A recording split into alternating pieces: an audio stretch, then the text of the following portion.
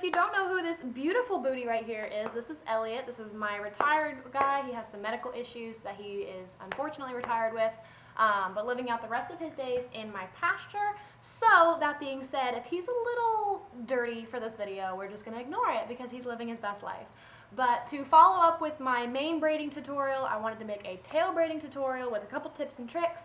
I'm gonna end this video with a pinwheel braid at the bottom. There's a couple other ways to do it, which I'll probably do follow-up videos with, but it's kind of hard to show multiple ways on one tail. So the next time I braid a tail, I will show you guys those other options. But Elliot's a good client and he stands still for me, but other than being dirty and gross and fuzzy and nasty, so he's gonna be a good boy for this video, and I'll show you guys how to get these tail braids done. I will say the hardest part about tail braiding is the top and the bottom. So once you get those handy, the in-between really just comes with practice. Since your hands are going to be pretty tangled up in the tail and you can't really step away like you can with the mane, you want to make sure you have everything readily available and easily accessible to grab.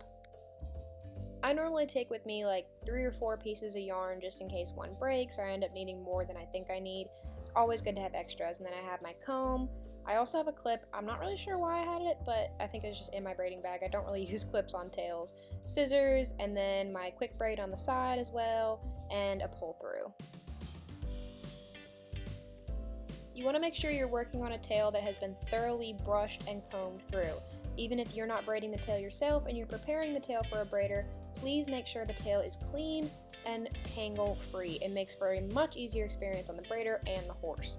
If you're going to use detangler, make sure you only use it on the bottom part of the tail that's not going to be in the braid. It makes for a nightmare when you go to braid it.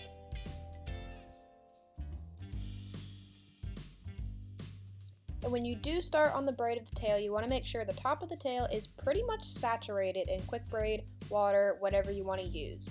Any little dry flyaways will end up looking kind of messy and just not necessary. So you want to make sure it's nice and saturated, and that'll make a nice tight braid.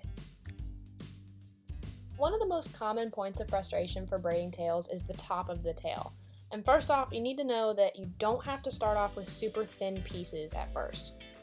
I really just start with a normal braid and I grab 3 big chunks at the top of the tail because that hair is eventually, because it's so short, it's eventually going to run out. So you're not going to have the big chunks for the whole tail down. So I start with these 3 chunks and then I just start a normal braid.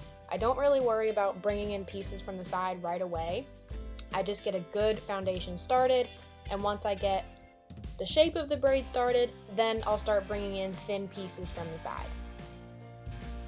So once I get a pass or 2 done, I'm going to bring in a thin piece from the side. And a super important part to know is you always want to bring it from the back of the tail.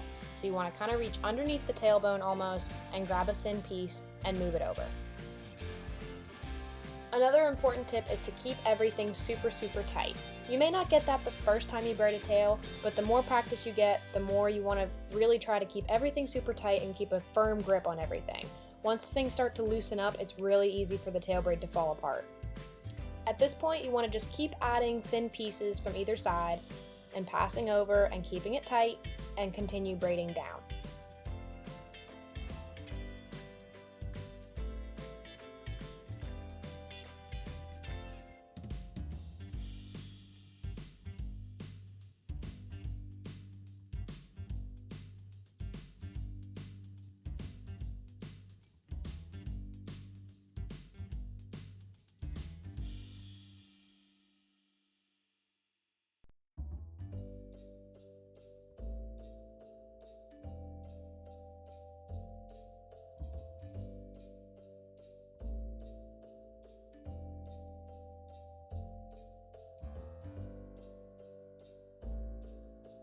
When we start talking about the end of the tail, that can be another point of frustration as well.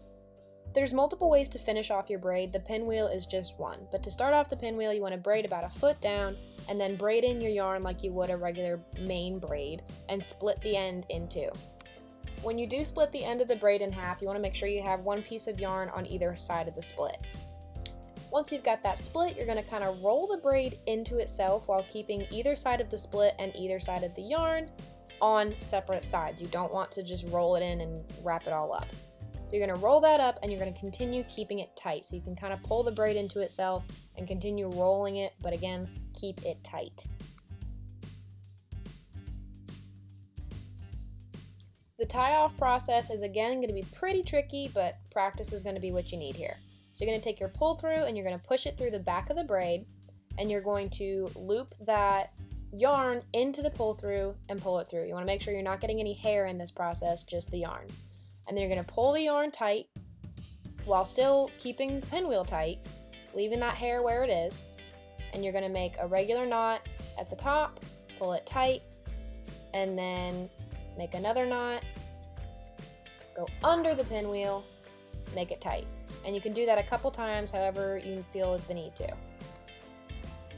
And then we need to take care of that leftover hair. So you're going to go up through the bottom of the braid, through the last little portion there, push your pull through up, take that hair. Sometimes it's easier if you twist it so it all stays together.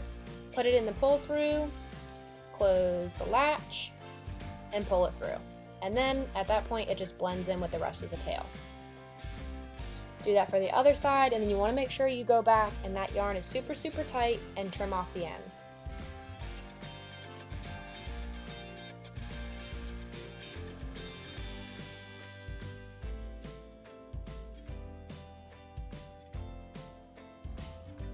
Something I forgot to mention before I started taking the tail out was a really frequently asked question I get as far as where to end the tail. And personally, it can be different for every type of horse, especially how their hind end is shaped, but I like to put it right at this point of their butt.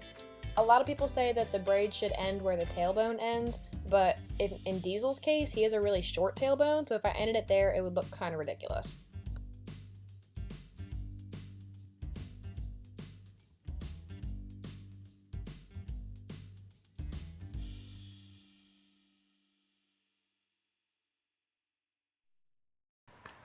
Alright guys, that is it for this video. If you have any sort of questions, just let me know in the comment section below and I'll try my best to answer them without having a visual. It's really hard for me to explain without a visual.